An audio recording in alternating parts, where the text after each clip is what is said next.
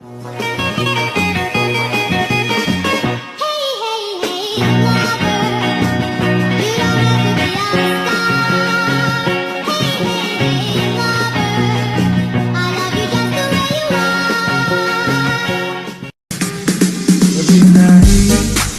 in my mind, I feel the phantom of the screen.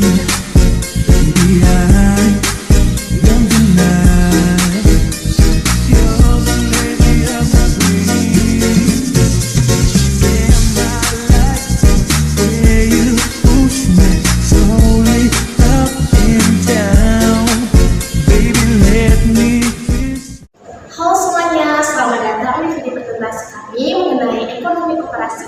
Di sini kami akan membahas secara jelas dan singkat mengenai ekonomi koperasi, prinsip-prinsip yang mendasarinya, serta penerapan koperasi dalam kehidupan sehari-hari di tingkat lokal maupun nasional. Sebelumnya, teman-teman udah pada tahu belum nih apa itu koperasi? Jika belum, mari kita bahas.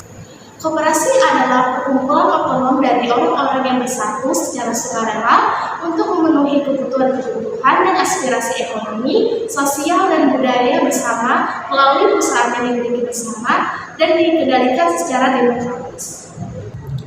Jadi prinsip Rochdale ada pengawasan oleh anggota secara demokratis, keanggotaan bersifat sukarela dan terbuka, pembatasan atas modal, sisa hasil usaha atau SHU dibagi kepada anggota sebanding dengan jumlah perolehan mereka di koperasi.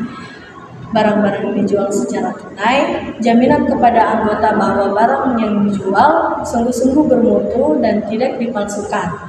Menyelenggarakan kegiatan pendidikan secara teratur dan terus-menerus bagi para anggotanya untuk memelihara semangat koperasi dan perkembangan pribadi, dan ada netral terhadap agama dan politik. Selanjutnya, ada 7 prinsip menurut ICA. Yang pertama, keanggotaan yang bersifat sukarela dan terbuka. Yang kedua, pengendalian oleh anggota-anggota secara demokratis. Yang ketiga, partisipasi ekonomi anggota. Yang keempat, otonomi dan kebebasan. Yang kelima, pendidikan, pelatihan, dan informasi. Yang keenam, kerjasama di antara koperasi.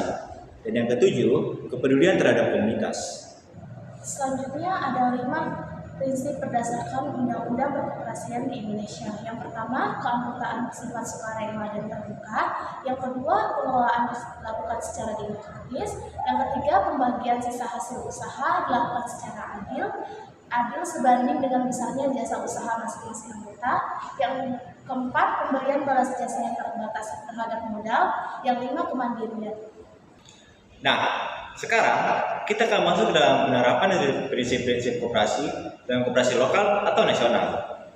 Di koperasi lokal seperti KUD atau koperasi sifat pinjam, keanggotaan terbuka dan pengelolaan demokratis umumnya diterapkan.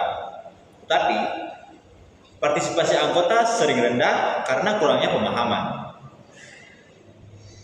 Pembagian SHU atau sisa hasil usaha yang adil juga terkadang tidak transparan, terutama di koperasi nasional, sehingga mengurangi kepercayaan anggota.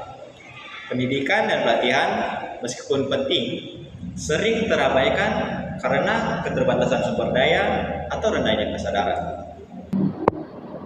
Selanjutnya, kemandirian koperasi lokal sering terganggu oleh ketergantungan pada bantuan pemerintah, sementara di tingkat nasional, intervensi politik atau kepentingan eksternal dapat mengurangi otonomi. Kerjasama antar koperasi juga terhambat oleh persaingan dan kurangnya koordinasi, meskipun organisasi seperti Dekopin berusaha memfasilitasi kolaborasi. Selanjutnya, kepedulian terhadap komunitas biasanya lebih terlihat di koperasi lokal yang sering menjadi tulang punggung perekonomian masyarakat melalui program pinjaman atau bantuan modal.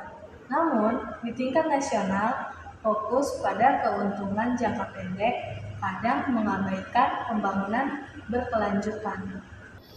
Jadi, kesimpulannya, secara keseluruhan, meskipun prinsip-prinsip koperasi telah diterapkan, tantangan seperti rendahnya partisipasi anggota, intervensi eksternal, dan kurangnya transparansi masih perlu diatasi. Untuk memperkuat peran koperasi, diperlukan peningkatan pendidikan, transparansi, dan kerjasama antar koperasi agar koperasi dapat terus berkontribusi bagi perekonomian masyarakat.